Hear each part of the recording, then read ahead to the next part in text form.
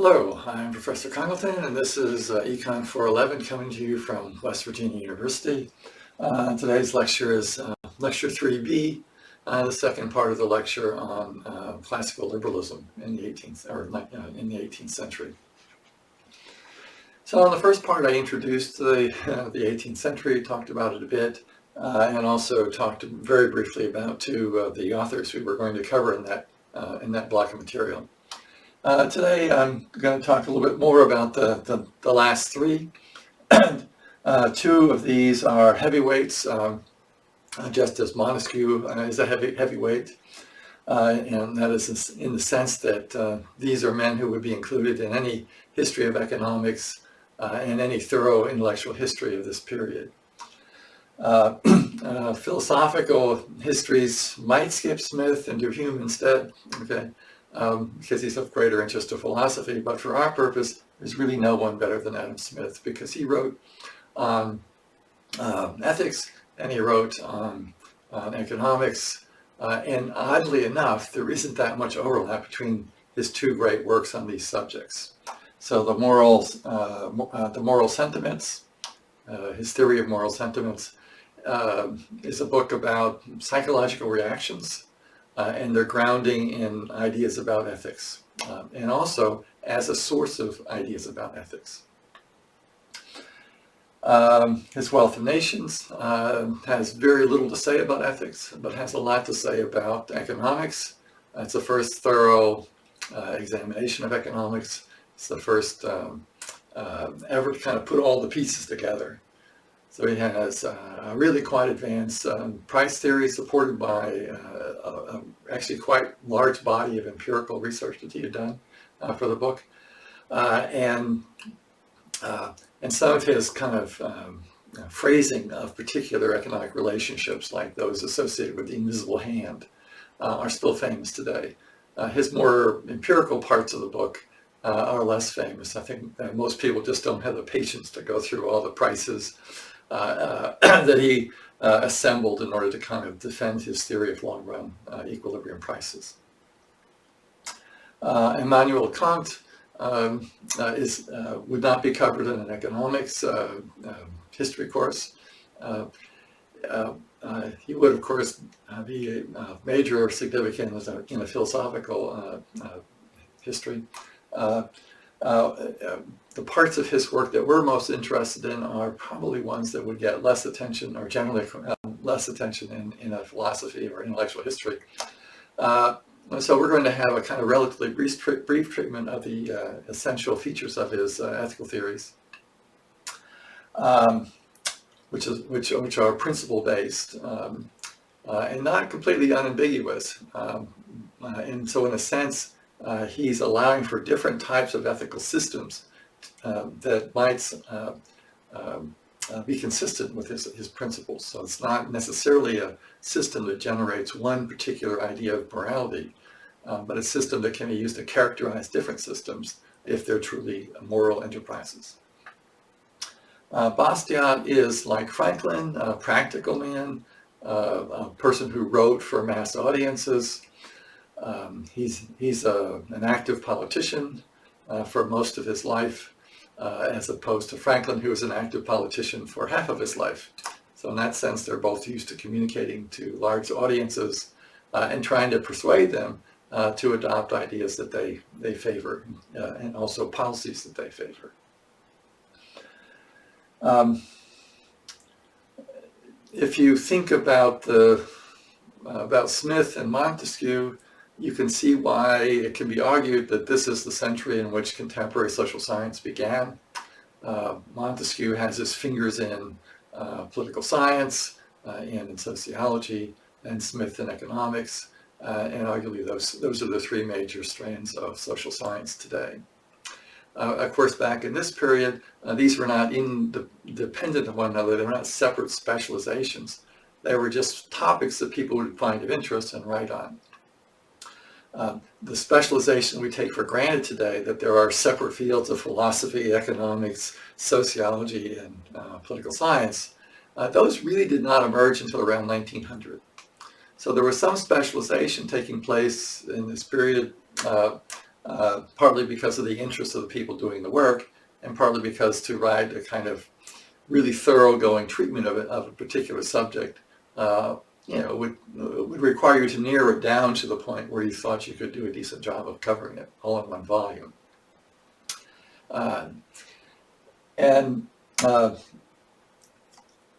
Kant, on the other hand, is not a social scientist. He's a philosopher, clearly, and arguably he's a philosopher in the tradition of Plato rather than Aristotle. That is, he does much more speculation, much more thinking about ideal types than say Adam Smith did or Aristotle did.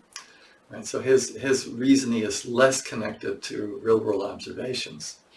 Although, of course, to have an impact, he has to use examples from everyday society that his readers, even his sophisticated readers, will find intuitively obvious, things that are just virtually self-evident in the communities in which they lived.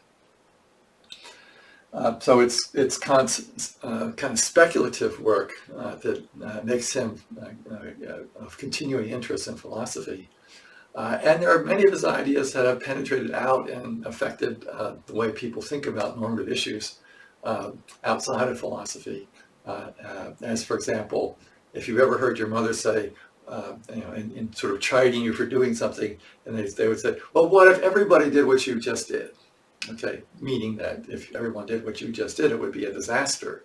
Well, that turns out to be something that's emphasized in Kant's approach, that a good rule, a moral rule, has to be something that everyone can do simultaneously and generate, in some sense, good results.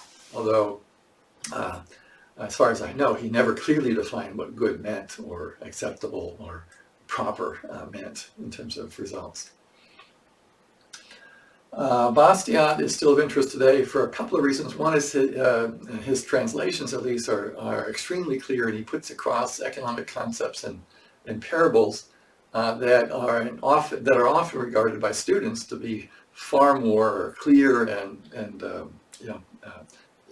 persuasive than normal economic textbooks. So a lot of times economics students will read through something of Bastiat and they'll say, wow, is that what that means? Specialization actually does improve the quality of life. Well, and he goes through kind of these stories that demonstrate super clearly why that's true. And so he remains of interest in economics, partly because he has some really clear ways of expressing ideas, partly because some of his ideas are actually a bit new, and partly because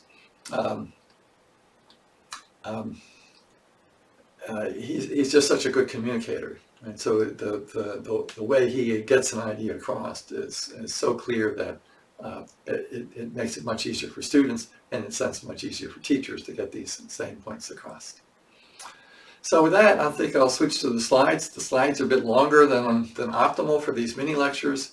So this combined chapter or pair of lectures on classical liberalism runs a bit longer than optimal, but that's also true of the chapter in the book, which is a bit longer than the other chapters. So with that, I'll stop my introduction and move on to the slides.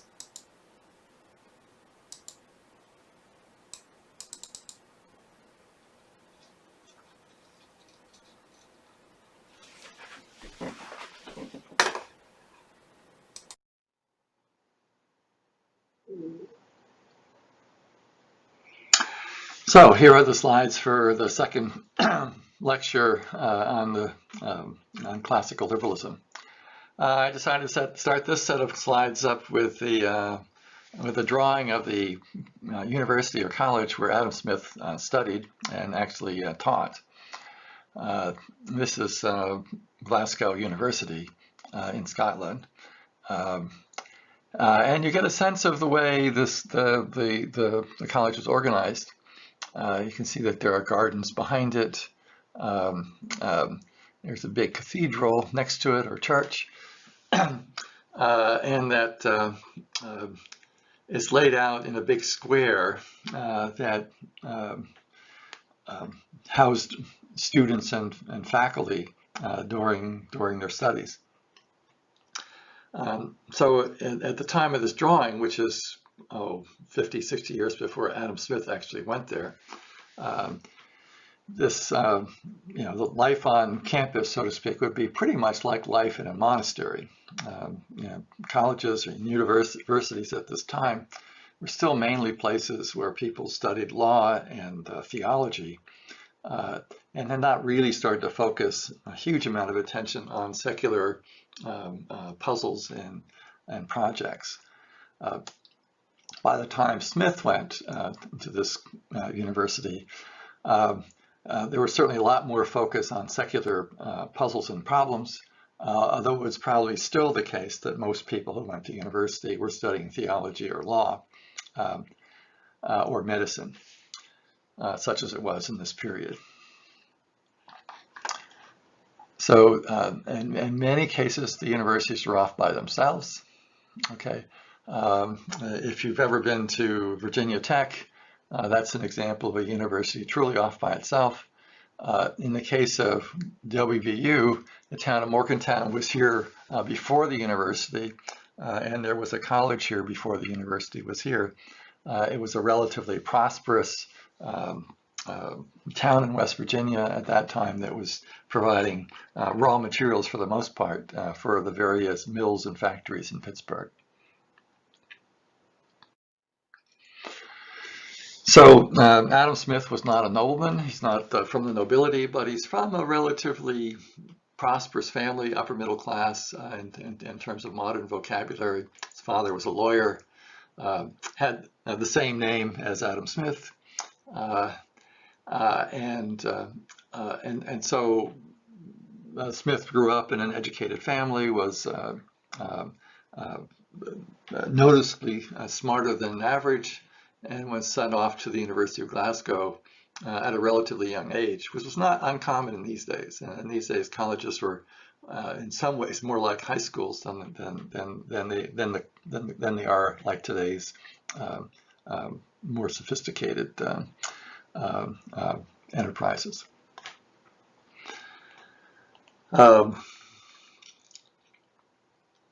He taught at the University of Glasgow for about 13 years. I always thought it was longer than that until I looked it up for these notes. And then went off and became a tutor for a nobleman's stepson, because evidently it paid better and was more fun than lecturing at university. Somehow this, combined with some gifts from others, allowed him to take off 10 years basically and write The Wealth of Nations. As a kind of essentially independent scholar, even possibly he inherited some money from his family at about that time too. Haven't seen the details of how he supported himself for that 10 years of working on the book. We'll actually be spending far less time on The Wealth of Nations than on his earlier book, written while he was at the university, The Theory of Moral Sentiments. Smith is important for this course for several reasons. First, he wrote extensively on both moral theory and economics. In that respect, he's probably the only person like that we've run into so far. Both Bentham and Mill in the next chapter are people who wrote quite a bit about economics and moral theory in the following century. So he's not unique among the people we're reviewing, but he is really unique to this point. Most of the scholars we've focused on were barely interested in economics and spent little time on it. Even Aristotle, who with his genius was able to sketch out something that we could think of as an equilibrium theory of competitive markets and elementary monetary theory, more or less just in order to flesh out a few points you want to make about ethics. Was not really all that interested in economics. More importantly, for the purposes of the book project and the course, his works were widely read and highly influential during his lifetime, and both books were empirically grounded. They're grounded in very careful observations about the way people in his communities thought and reacted to things, about how market relationships emerged and operated, and the tendencies in markets to reach various equilibrium results. at least in the long run. So his books provide very useful and very detailed windows into Scottish and English societies during the time that he wrote. As I said, we're going to spend most of our time on the moral sentiments. This is the least famous of his books today. This book also had a big impact at the time it was written, but I think by the 19th century, it no longer resembled the type of arguments that philosophers interested in ethics were undertaking, and it kind of basically gradually disappeared. You'll see a couple of remarks in Kant that suggest that he's read the moral sentiments when he was working a few decades later. And you'll see a few remarks here and there in the utilitarians from Smith, but mostly about his economics, not too much about his moral sentiments. So the moral sentiments is, in a sense, an odd bird because it's more of a psychology book, in a sense, than it is a speculative book about ethical theory. What he does is he talks about how people react to a huge range of circumstances, and they react in a way that indicates that they are, in some sense, connected with others, that their internal welfare is partly determined by the welfare of other people around them. Now, not to a huge degree, he would argue, but enough to influence their behavior. And he argues that ethical ideas and ethical kind of reactions, ethical sentiments emerge because individuals want to please others and gain their approval. And so they try to imagine how other people will regard their activities and undertake activities that they think will gain praise for them and avoid those that will be that will generate chiding or some other kind of nasty remarks or blame. He sometimes uses that term. As this process continues to be undertaken by individuals, they tend to hit upon a type of abstraction, he argues, and they should use an abstraction like this, he would also argue, which he terms the impartial spectator perspective. That is, imagine themselves as being evaluated by some person who is sophisticated, but not a personal friend, a family member, somebody who's detached from this individual and who just looks at you as one of many individuals. He's an impartial spectator and judges your behavior based on kind of more general principles than family and friendship. So we'll see how he makes this argument. Again, this is done fairly briefly, although I actually have, in a way, too many slides on Smith for the purposes of a mini lecture. So this is from Smith. We suppose ourselves the spectators of our own behavior. Pardon me, let me back off.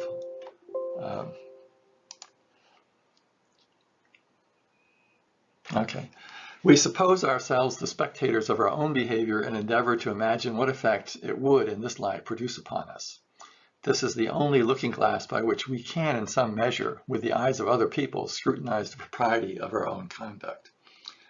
So you can't really read the minds of other people, but one of the things that people have the ability to do is to imagine the pleasure and pain experienced by other people, and that imagination, that fellow feeling, that empathy allows one to imagine how they would regard our own behavior and whether it would attract their praise or their scorn. And we would, because as part of human nature, we would like their approval. We would typically try to act in a way that they would approve of and avoid types of behavior that they would scorn or condemn. So when I endeavor to examine my own conduct, when I endeavor to pass sentence on it, either to approve or condemn it, it is evident that in all such cases I divide myself, as it were, into two persons, and that I, the examiner and judge, represent the different character from the other I, the person whose conduct is examined into and judged of. The first is the spectator, whose sentiments with regard to my own conduct I endeavor to enter into by placing myself in his situation, and by considering how it would appear to me when seen from that particular point of view. The second is the agent, the person whom I properly call myself. Mankind desires not only praise, but praiseworthiness, to be that thing which, though it should be praised by nobody, is, however, the natural and proper object of praise. So he argues that this quest for praise generates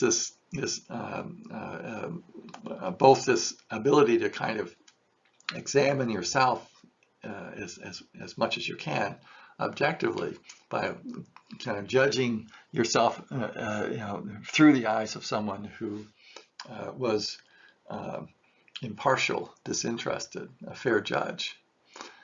And that abstract individual is the person you want to please. In the long run, you would, of course, like to have praise in the short run, but if you're able to please this imaginary spectator in the back of your mind, then what you do is praiseworthy. And it would be better if you were also praised by your friends and family and others in your community. But even if you're not praised, as long as you find that your behavior would attract praise from this impartial spectator, that's good enough. In some ways better, because it's more durable. And so you become praiseworthy because of that. And even if you're not praised, you feel a certain contentment in your behavior because of its praiseworthiness. So mankind, a person, humankind, dreads not only blame, but blameworthiness, or to be that thing which, though it should be blamed by nobody, however, is, however, the proper object of blame. So you want to be praiseworthy if you can, and avoid being blameworthy if you cannot. And that effort is where virtuous conduct comes from. When you develop principles that will generally cause you to become praiseworthy, or principles that allow you to avoid being blameworthy, those principles would be called ethics, morality, or virtue in Smith's universe.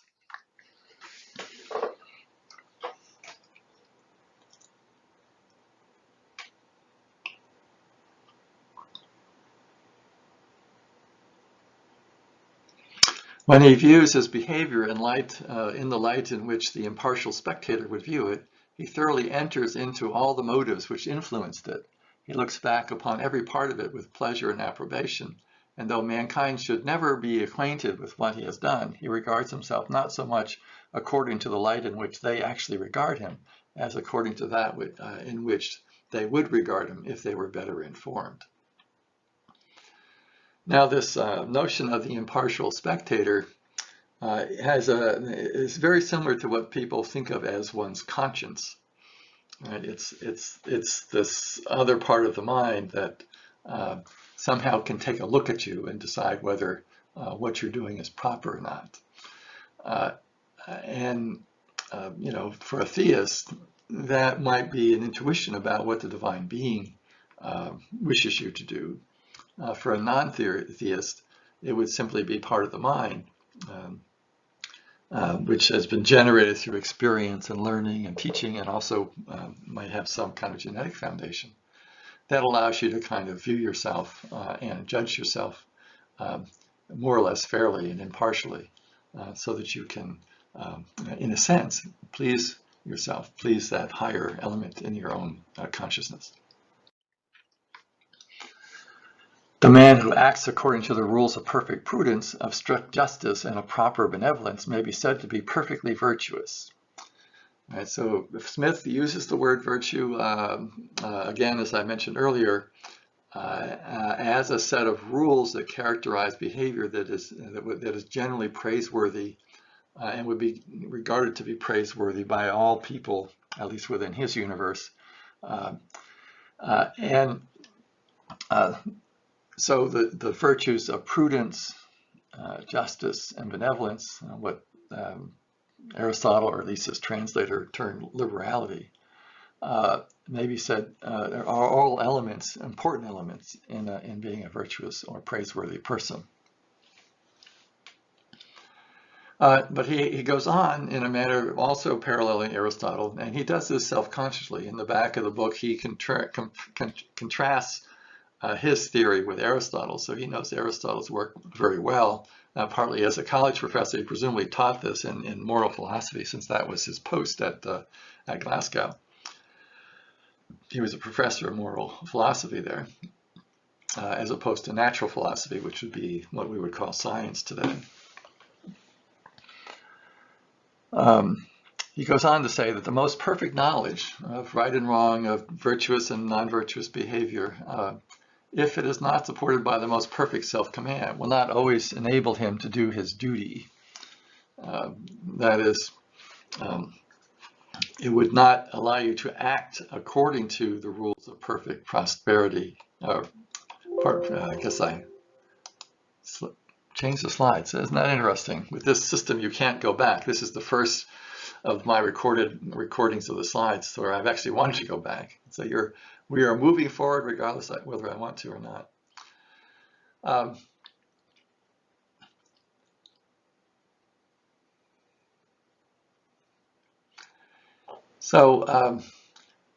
Now that we understand his notion of virtue, the idea that prudence is a very important virtue and is a kind of more generalized virtue, along with self-mastery being still important as it was in Aristotle's thinking. We now move forward to think about the rewards of virtue. And on this point, he's actually pretty similar to Franklin in that he believes that virtue is rewarded in the present, and that you don't have to wait for an afterlife to be rewarded.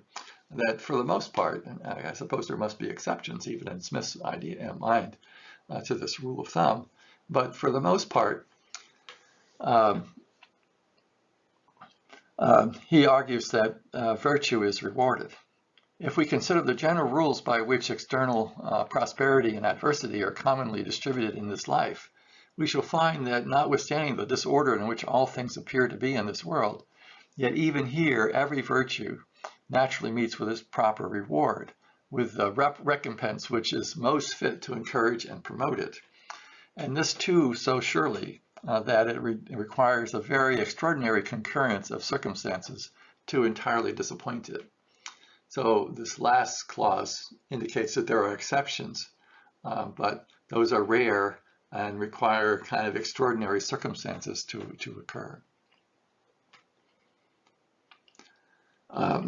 And when he thinks about rewards, here he goes back and forth, I suppose you could say. On the one hand, it's clearly the feeling of praiseworthiness that's associated with it. But in terms of external rewards, he's thinking of the accumulation of wealth. What is the reward most proper for encouraging industry, prudence, and circumspection? Success in every sort of business. And also feelings of praise that you might get from other people, status, our rank and credit among our equals too depends very much upon what a virtuous man would wish them to depend. It depends on our character and our conduct, or upon the confidence, esteem, and goodwill which these naturally excite in the people with which we live. So this connection between ethics and economics is very weak in Smith's work, and I think it's because he basically regards economic activities to be chiefly outside the domain of morality. Not because he regards them as immoral, but he simply regards it to be a different subject than the subject of ethics.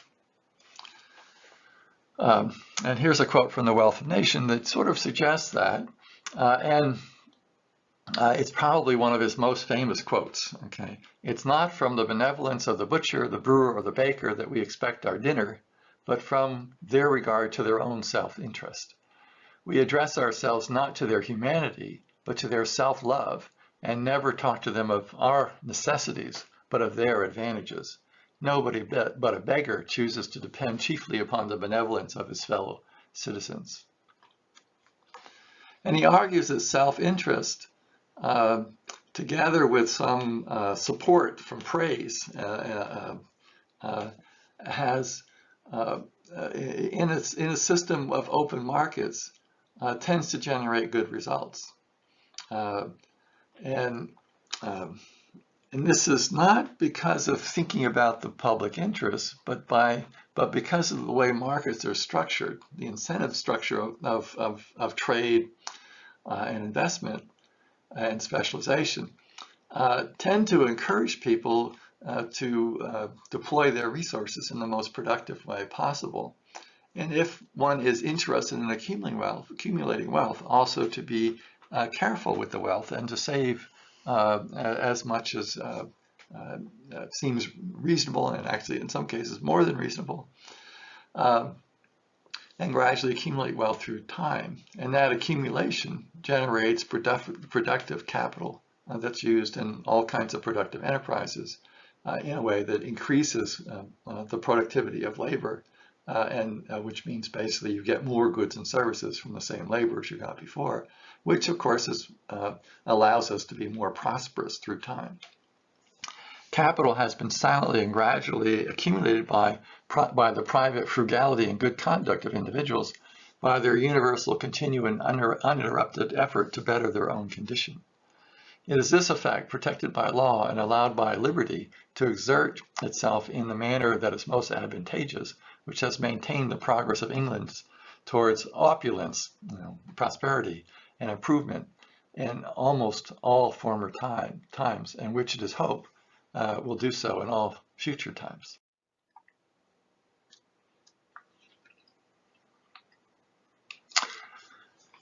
And another quote that he's somewhat famous for, I think this is a little less famous than the Brewer and Baker self-interest quote, but this might be number 2 on the list of Smith quotations.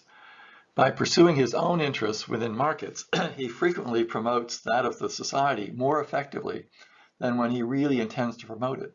I've never known much good done by those who pretend to trade for the public good.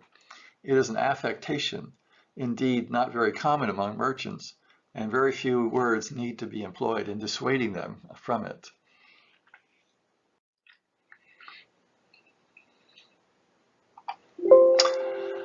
Okay, so in general, I think you could say that Smith's theory of virtue is that it emerges out of psychological predispositions that all people share. And these predispositions are not ethical ones per se, but they are an ability to imagine the reactions of other people to different circumstances, including their observations of you, and the desire to have the approval of people around them. And those two features of human nature are sufficient to generate behavior that is praiseworthy, and that principles through which behavior that is praiseworthy can be undertaken would be regarded as virtues. Virtues in Smith's universe are an extremum, not a middle ground like they are in Aristotle. So these extrema are not feasible. You cannot become perfectly moral. It's just beyond human ability to do so. But you can become pretty moral and therefore highly praiseworthy through your own efforts. In terms of markets, a lot of activities in markets are motivated by the same quest for praise, and so they emerge from the same kind of properties of of human nature. And that insofar as those market efforts are praiseworthy, they tend to be done in a moral manner. And because people are not entirely driven by their quest for praise, but only influenced by it, their self-interest, on the other hand, induces them to save to deploy their resources in an efficient way, to maximize their returns and contribute to their security and material comfort. And that together, the fact that you undertake this economic activity in a moral or generally praiseworthy way is good for society. It promotes prosperity and is the source, in his view, of the wealth of nations. All good things, and he does not spend much time trying to persuade people that these are good things. He just assumes that this is going to be obvious. For himself, I think he was not a maximizer of wealth. And so he is a little skeptical of people who devote themselves entirely to it and feel that many of them kind of give up virtue to secure wealth along the way.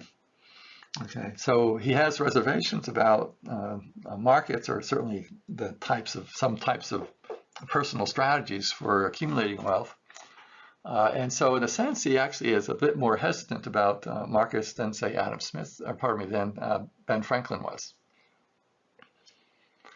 In this, he's probably a little closer to Montesquieu than Franklin. We're next going to talk about Immanuel Kant. You could build an entire philosophy course around Kant, and obviously we're not going to do that. He's going to be a small part of this chapter and a small part of this lecture. And that's because we're really focused on just a couple of things from his work.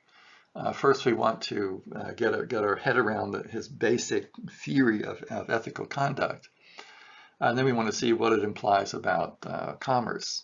As it turns out, it mostly implies that commerce has nothing to do with ethics, even though commerce can be praiseworthy and honorable and useful for society. It nonetheless has nothing to do with ethics. So Kant, like Smith, was not from a noble family. He was from a middle-class family, a religious family, and showing much talent, was sent off to university.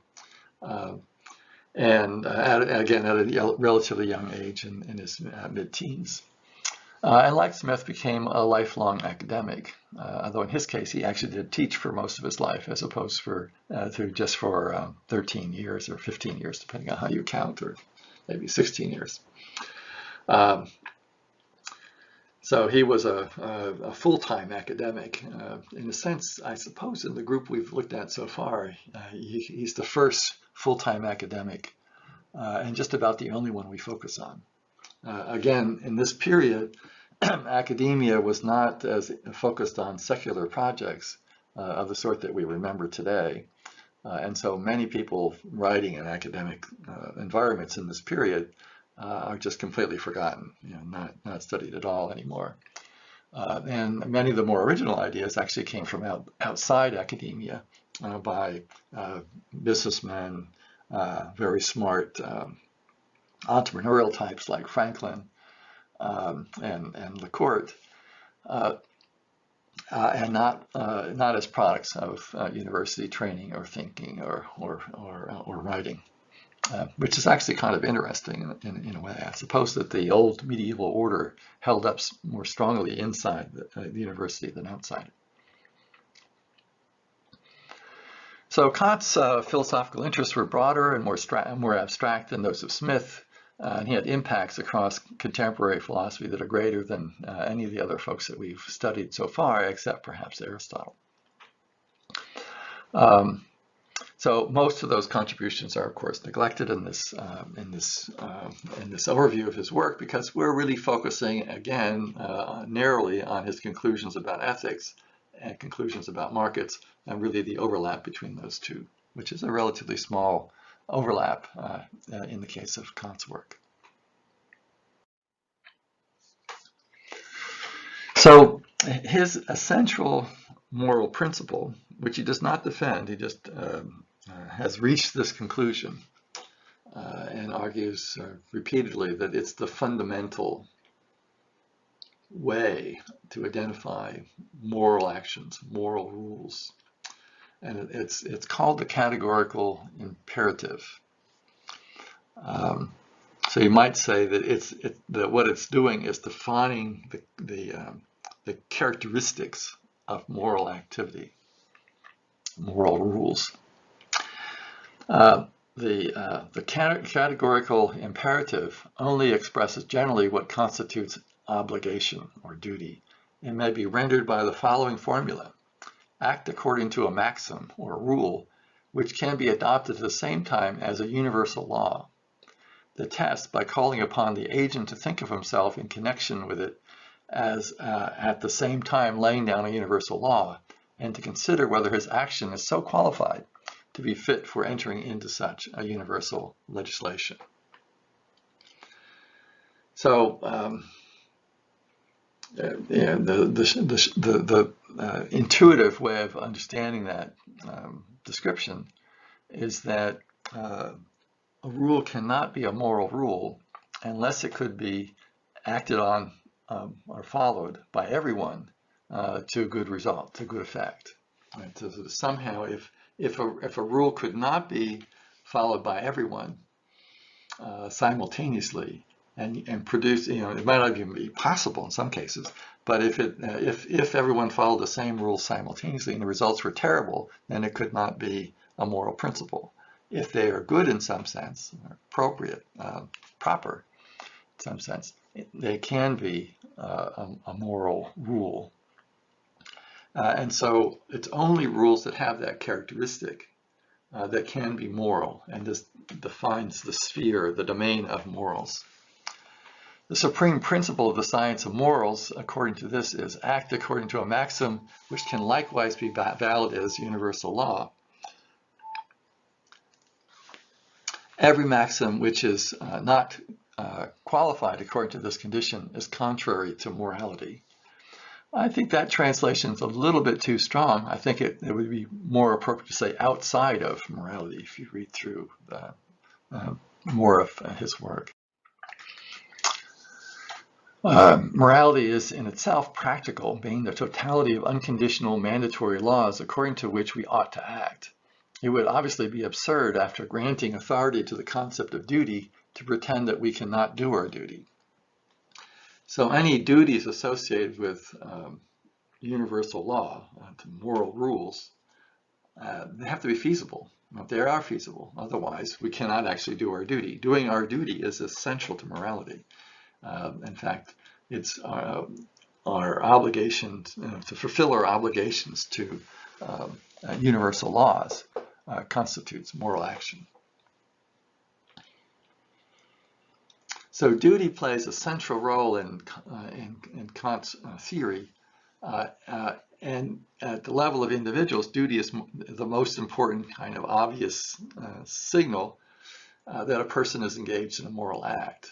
If you do it out of self-interest rather than duty, then it's not got to do with morality. Okay, it could be praiseworthy, it could be honorable, it could be nice, welcome, but that's different than saying it has to do with morality. The direct opposite of the principle of morality is when the principle of private happiness is made the determining principle of the will. So this I believe to be an attack on the utilitarians, who are starting to emerge as a systematic school of thought about the same time that Kant is writing. But you can see that it's a more general attack than just one focused on a particular rival theory of ethics. It's a claim about that distinguishes his view from that, say, of Aristotle, who believes that ethics are ultimately a method of becoming happy in the long run, content in the long run. And also the rationale for ethics among utilitarians, as we'll see in the next chapter. All the morality of actions may be placed in the necessity of acting from duty and from respect for the universal law, not from love and inclination for that which the actions are to produce. So it's not consequences, okay, that matter in terms of your duties. Duties are you just behave in accordance with the law. What happens, happens. Okay, so the laws themselves have to have agreeable outcomes when practiced by everyone. But once you've identified the law, you don't have to worry about consequences anymore. You just go ahead and be moral according to your understanding of duty and universal law. So in a way, this is a view of ethics that's really quite common today. Okay, so you could argue that his theory of ethics has resonance with a lot of ideas about ethics and intuitions about ethics that people hold in their minds today. I wouldn't say it was the dominant one in Western society, but it's not far from it. And whenever you have an argument with someone as a consequentialist, if you think that consequences matter, and you say, well, look, if you do X, Y, and Z, you're going to get disastrous consequences, and they will just make an argument that this is what a good man should do. Well, I don't care about consequences. A good man should do X, Y, and Z. Well, that's Kant, right? It may be that such a person has mistakenly thought a principle was a universal law that really isn't, but given his assessment, that's what his duty is and should be, and he should undertake it as well as he can.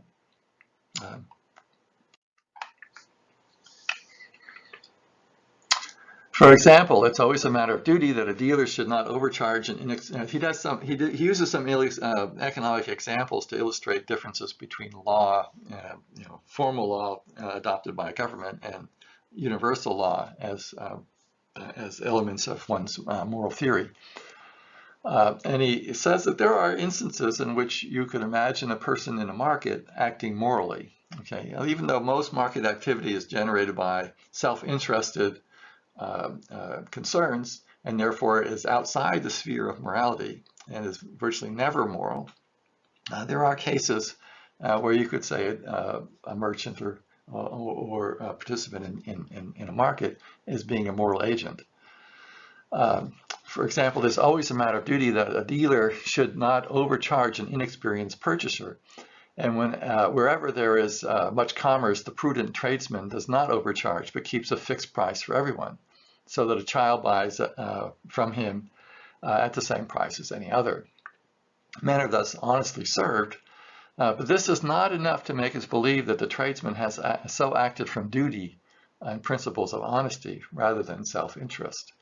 Right, so your motivation is really important in Kant. It's not the conduct, it's not the consequences, it's the why. Why do you do stuff? Okay, you're doing it out of duty. All right, that's a moral decision. If you're doing it because of the consequences, or because it's profitable for you, or because it improves your reputation, that's not morality. So it's a relatively small sphere. Although once you're in that sphere, you have almost a fanatical duty to pursue whatever and abide by the rules that you've internalized and identified as being universal and therefore part of your moral system. In such a case, an action of this kind, one motivated by interest, however proper, however amiable it may be, has nevertheless no true moral worth, but is on a level with other inclinations. The inclination to honor, which, if it is happily directed to that which is in fact of public utility and accordant with duty and consequently honorable, deserves praise and encouragement, but not esteem. For the maxim lacks the moral import, namely that such actions are done from duty, not from inclination. So he says a few nice things about commerce, even though he regards commerce as largely outside the sphere of morality, which I think is also true of Smith, which is more surprising in Smith's work than I think that it is in Kant's work. The spirit of commerce, which is incompatible with war, sooner or later gains the upper hand in every state, as the power of money is perhaps the most dependable of all the powers, included under the state power. states see themselves forced without any moral urge to promote honorable peace. So he talks about how commerce can generate nice outcomes, ones that are attractive. So he's not regarding commerce as evil or corrupting. Right? He doesn't spend a lot of time talking about commerce, truthfully, but his examples are often ones where self-interest leads people to do attractive things, like not cheating their customers, in this case, like encouraging governments to avoid wars so that trade can continue and their profits will be higher. So these are nice effects, but because they're motivated by self-interest, they have nothing to do with morality. So the bottom line is that Kant has created another analytical device for discovering moral principles. It's an alternative to Smith's Impartial Spectator and to Bentham's aggregate utility increasing principle, which is taken up in the next chapter, which were the chief rivals at his time, which is at the end of this 18th century. That Kant's theory continued to be taught in virtually every philosophy department in the world suggests that the categorical imperative has been broadly accepted by philosophers, at least, as a useful method for evaluating ethical propositions.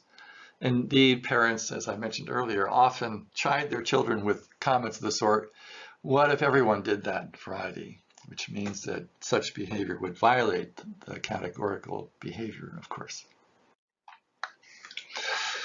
So we're going to finish up today's somewhat long lecture with some coverage of Bastiat. Now, I'm covering Bastiat in a sense in the wrong century. He's writing in the 19th century, first half of the 19th century. And I include him in this chapter because his reasoning is basically a synthesis of ideas from the classical liberals that we've reviewed.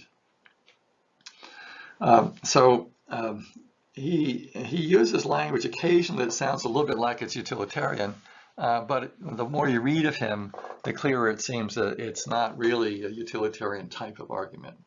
So when he talks about general interests, he means shared interests, that everyone is better off because of some aspect of markets or morality. Not that aggregate utility in some sense added up has been increased by it. Although I suppose he would accept that if he were chatting with a utilitarian. So as I mentioned in the introduction,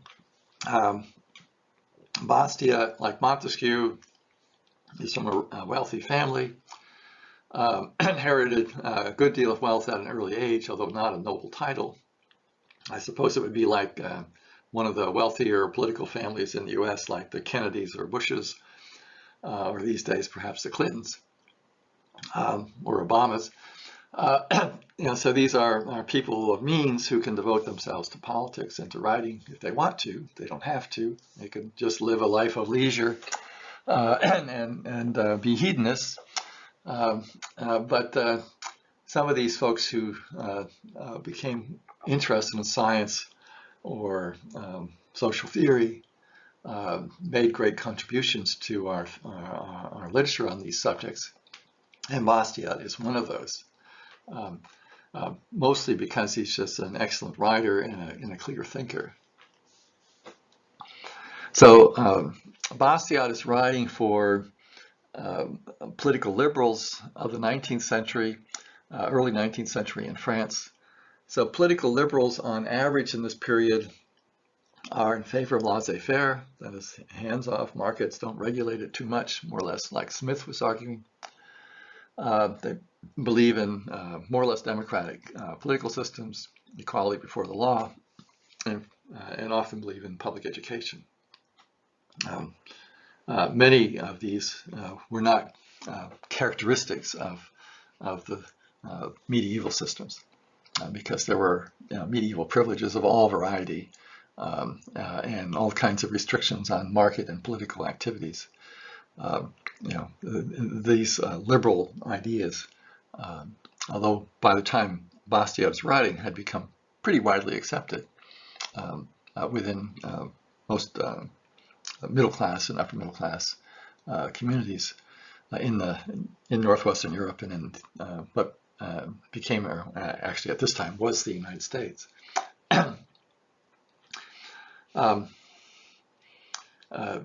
So they were still controversial. So when he first started writing, he's writing against the conservatives. The conservatives in this period would be people who were defending the old medieval evil order, the family-based governance, the monopoly church, trade restrictions of various kinds.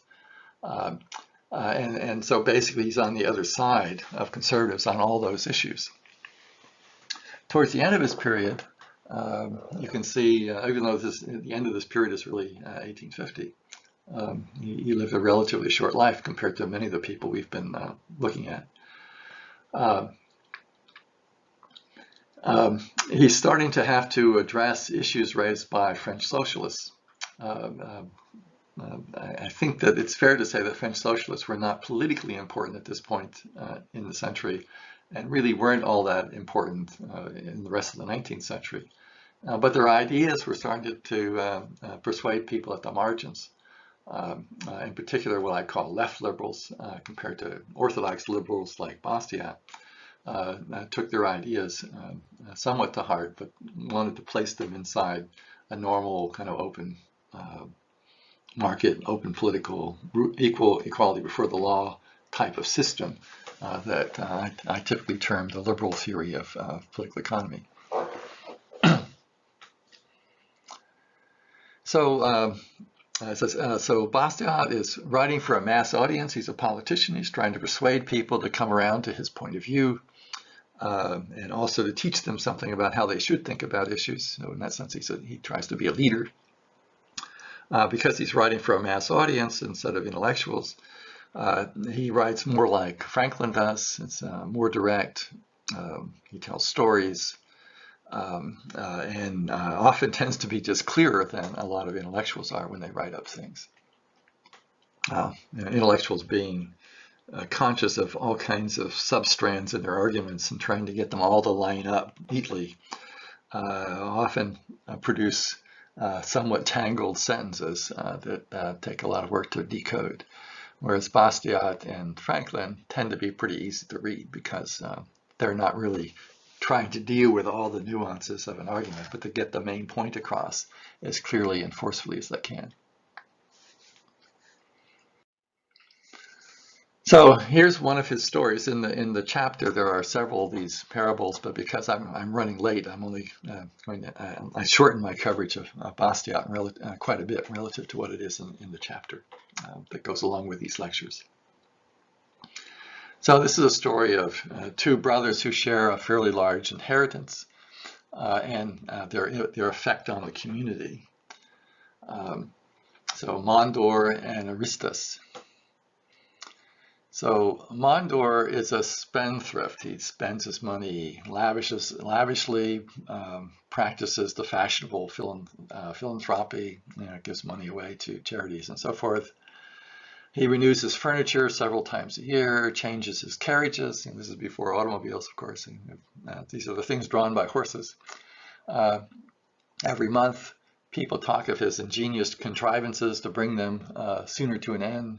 In short, he surpasses the extravagant lives of two fellows who are still known, I suppose, but I don't know them, Balzac and Dumas. Aristus has adopted a very different plan of life. He's more prudent, I guess you would say. If he is not an egoist, he is at any rate an individualist, for he considers expense, seeks only moderate and reasonable enjoyments, thinks of his children's prospects, and in fact, he economizes. He's careful in the way he deploys his money rather than extravagant. But things have been so admirably arranged by the divine inventor of the social order that in this, as in everything else, political economy and morality, far from clashing, agree. So this is a very common theme in Bastiat's work, that economics and morality are not in tension with each other, but in fact reinforce each other. They're in agreement, they are in harmony. And this is one of his parables to kind of illustrate that point. The wisdom of Aristus is not only more dignified, but still more profitable than the folly of Mondor. And when I say profitable, I do not mean only profitable to Aristus or even to society in general, but more profitable to the workmen themselves, to the trade of the time. To prove it, it's only necessary to turn the mind's eye to those hidden consequences of human actions, which the bodily eye does not see. So one of the things that Bastiat stresses is that there are a lot of hidden consequences, hidden operations in markets that you need to think about in order to appreciate. If you just look on the surface of things, you miss a lot about what's important about markets, and you have a tendency not to see a lot of the benefits that emerge from market activities. And he would claim that critics of markets typically miss all of these invisible aspects of markets that are really important.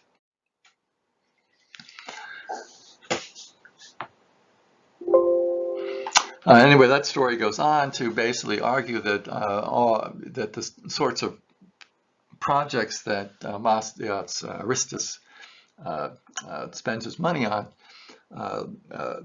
because the money lasts longer, provides more income for more people than his brother's more extravagant use of income and even his charity produce. And therefore, because it's affecting more people in more ways, his prudent lifestyle has a bigger positive effect on society than Mondor's more extravagant and more generous lifestyle.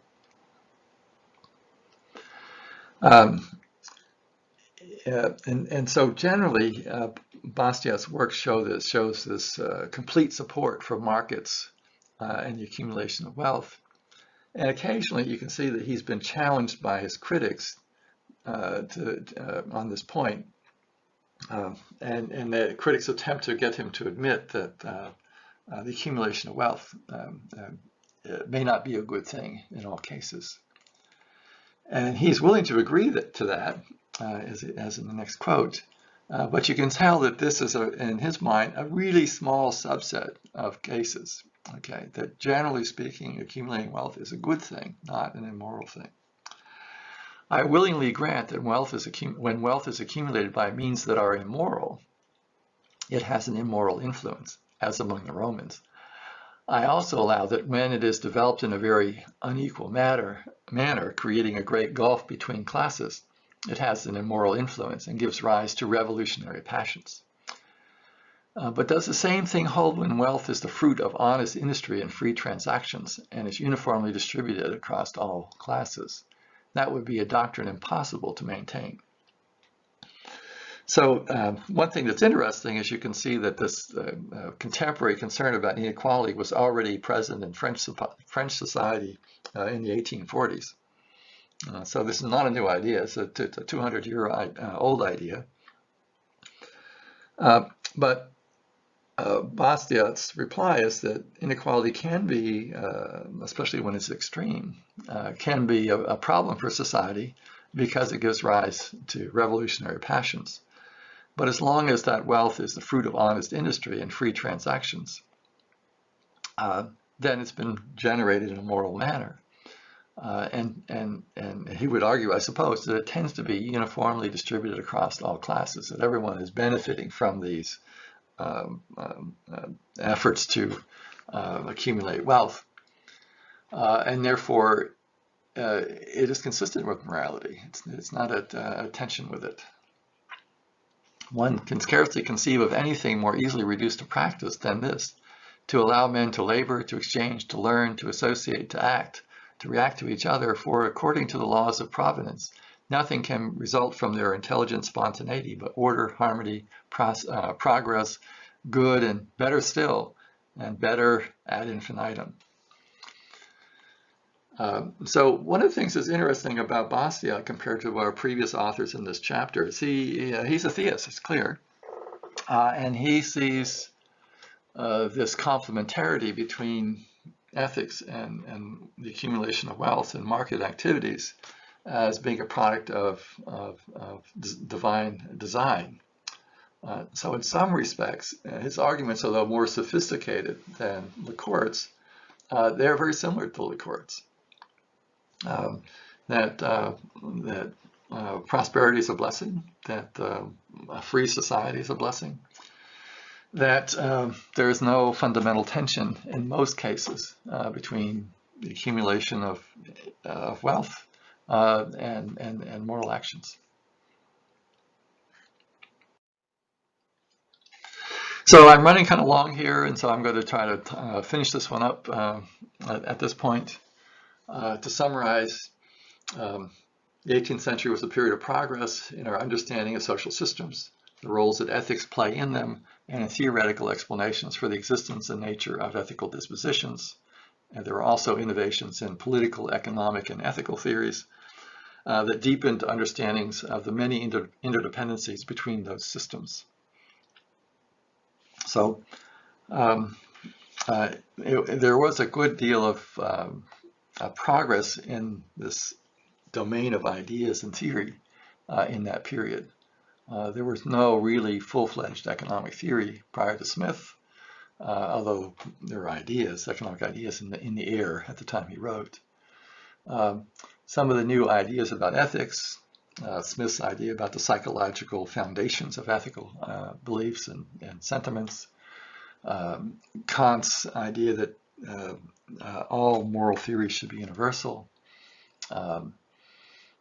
even though it may be the case that there are many systems of ethics that satisfy the categorical imperative.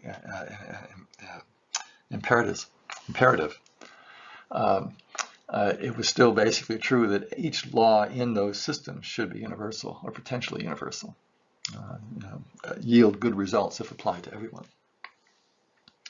And we'll have Bentham and the utilitarians' take on morality coming up in the next chapter, which also began in this century.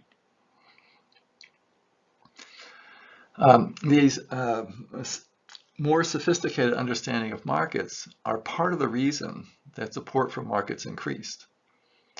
Right, so if you understand that unregulated markets, although they don't work flawlessly, but generally tend to increase the welfare of all the participants in them.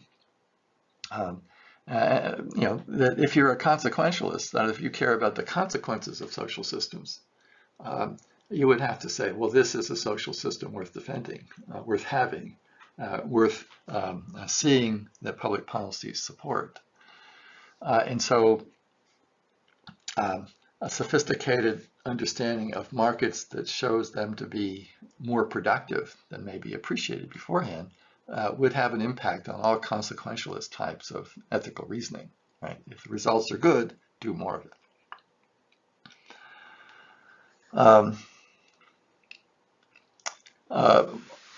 Montesquieu, Smith, and Bastiat all agree that a nation's legal systems have direct effects on the extent of commerce. If you think commerce is a good thing, then this belief is internalized by government decision makers, then it's likely to be the case that public policies will start to be more supportive of commerce. Restrictions on entering markets, on selling goods and services, on innovations would tend to be reduced and replaced with support. And so it would also have a tendency to cause public policy to become more supportive of markets. So these conclusions tend to make more ethical people more likely to participate in commerce. And it tends to make governments more likely to support commerce as a good thing for their societies and for the nation, and even for their governments, because the tax base gets larger.